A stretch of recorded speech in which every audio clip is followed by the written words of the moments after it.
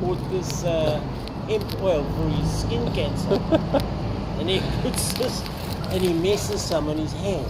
Yeah. And he lies down, and jeez, he's never seen the room spin like that. It's spinning. But it was for skin cancer, right? So it's just like that black stuff.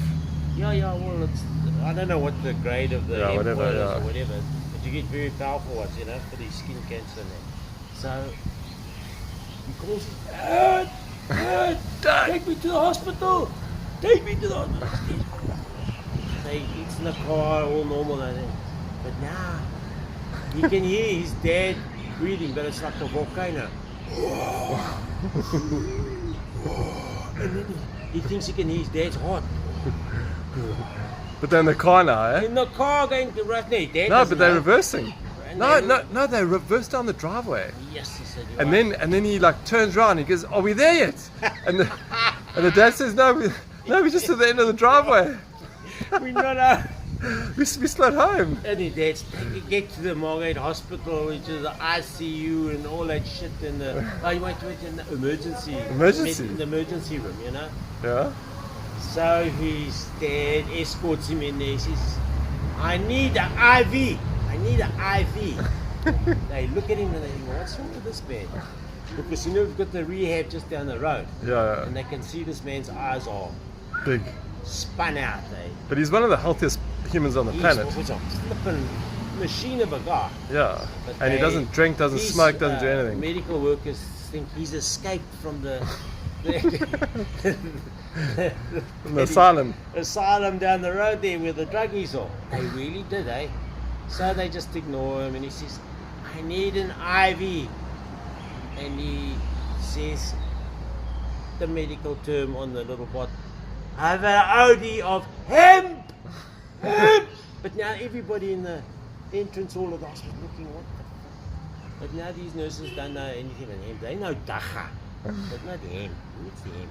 Hemp is a shirt, man. This poor guy, and they ignore him. So they call a doctor and he points like this, and they got a little office there, cubicle. So they lock our friend in They there. lock him in there, bro. And they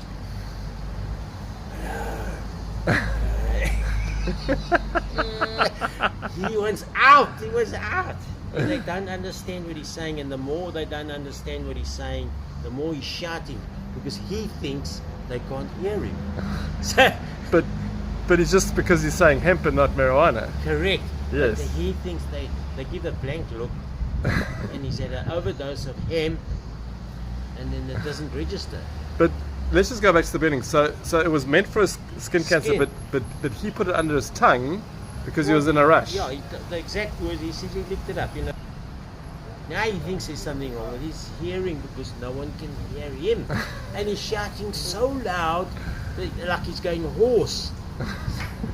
And the workers at the hospital think they have an asylum case. The other guys escaped from the South Coast Recovery Centre. I'm telling you, I can only imagine when a sane guy's trying to give instructions to medical guys, but he thinks they did. That's the scariest thing in the world.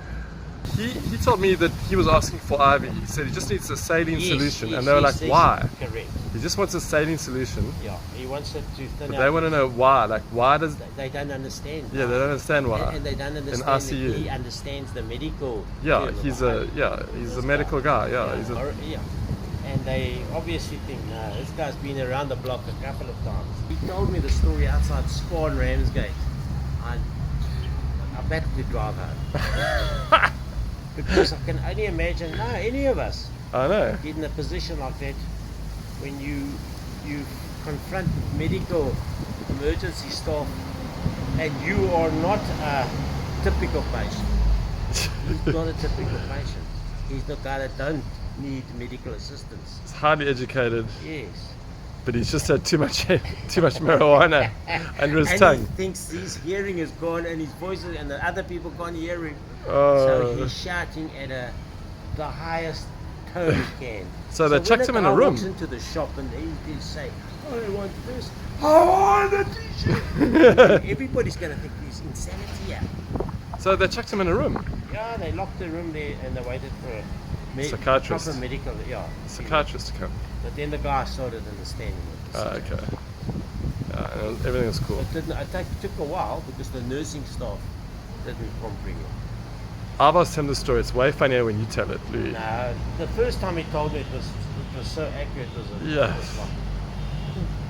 The funniest for me was him reversing down the driveway, and he says to his dad, "Oh, are we there?" But his driveway is only like 20 meters long.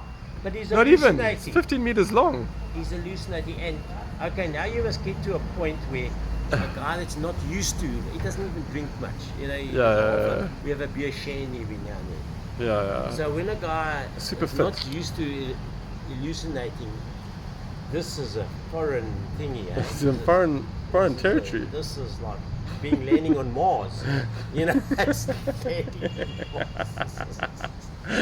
poor man. For a very sane guy to land in an insane situation. It's like, and he's taking it seriously. He really thinks the people can't hear him. He's lost something.